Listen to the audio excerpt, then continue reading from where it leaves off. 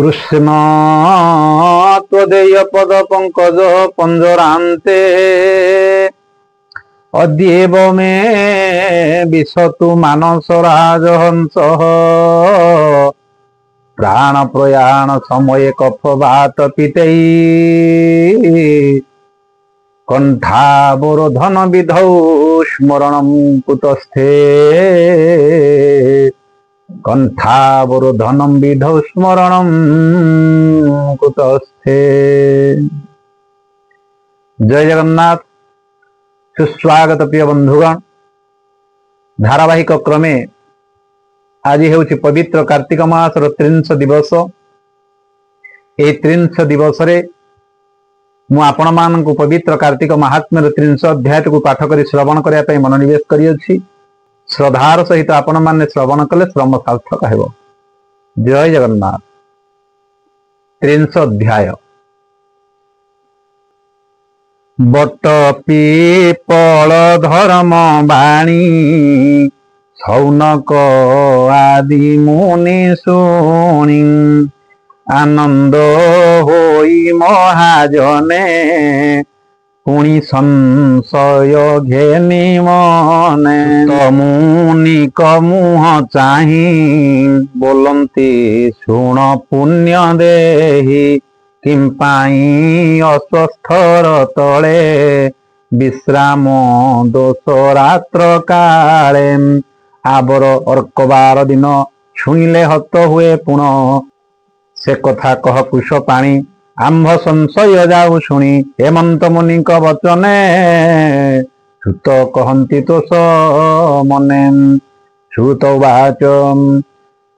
बोलंती शुण सर्वमुनि पूर्वे से सुरासुर बेनी ब्रह्मा सहिते हरिहर मंदर मंथिले सागर से क्षीर जल अधिमंथनु लक्ष्मी सहित काम धेनु कौस्तभ आदि रत्नमणि अमृत विशल्य करणी अष्टनायिका अष्टनिधि चतुर वर्ग फल सिद्धि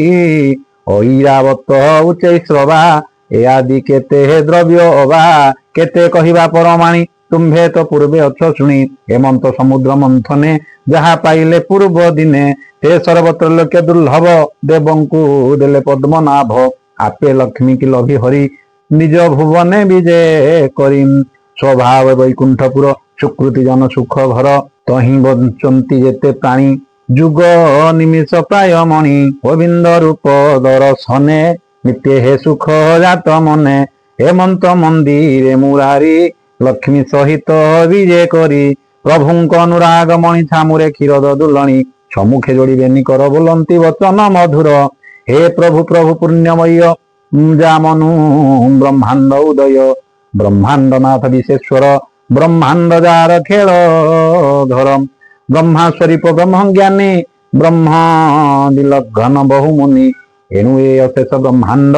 बालुका प्राय होई रुंड तुम्भ शरीर लोम मूले उदयस्त काले काले एणु ए अशेष महिमा के जानी पारे गुण सीमा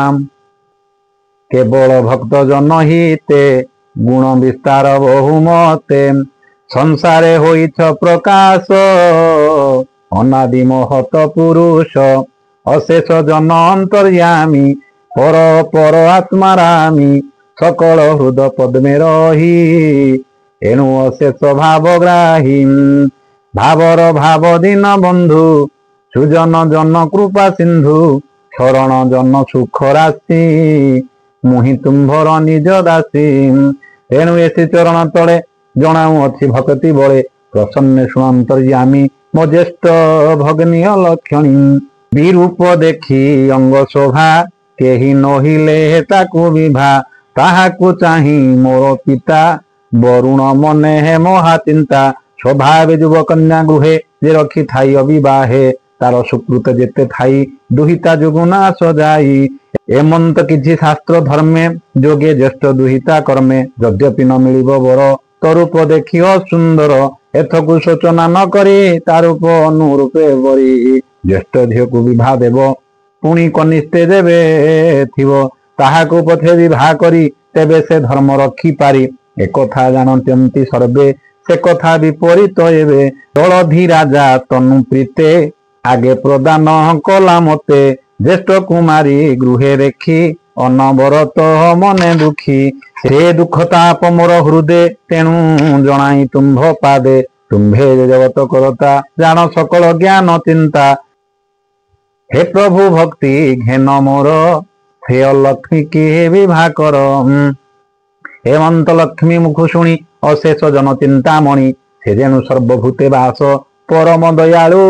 पुरुष प्रिया वचन स्नेह बही तक्षणे गरुड़ आरोही से ऋषि उदालक नामे मिलिले ताहांक आश्रमे विष्णु को देखी तपचारी आनंदे पूजा विधि करी से पूजा षोड़श प्रकारे पूजिले गोविंद पयरे संतोषे घेनी पूजा विधि कहंती करुणा जलधि हे मुनि श्रेष्ठ तुम्भे शुण तुम्भ संगते बंधुपण आंभर करने इच्छा हे मुनि तुम्भर कि बांछा आंभ कमला भग्नि ज्येष्ठ विचारे सबु तहु श्रेष्ठ ताहाकु तुम्भे विवाह हुओ जेबे आंभर अछि प्रिय तुम्भे परम साधु अट आंभ मन को तुम्भे अट साधु संगते बंधुपण एक कथा परम कारण मुहि सुजन जन बंधु हसी कहंते कृपा सिंधु प्रभुंक मुख प्रिय वाक्य शुणी सानंद उदालक कर अंजलि सिरे देई बोइले निस्तरिली मुहि प्रभु जगत जीवन जे तुम्भ श्रीमुख वचन से आज्ञा लंघित मोर तुम्भे जे करुणा सागर असाधु महादेव दास क्षमा करिवा मोर दोष बंधु प्रार्थना वाक्य शुणी हेउ बोइले चक्रपाणी हरि ओम शांति। इति श्री पद्म पुराणे उत्तर खंडे कार्तिक महात्म्ये विष्णु उदालक आश्रम प्रवेश नाम 30 सर्वे भवन्तु सुखिनः सर्वे सन्तु निरामयाः सर्वे भद्राणि पश्यन्तु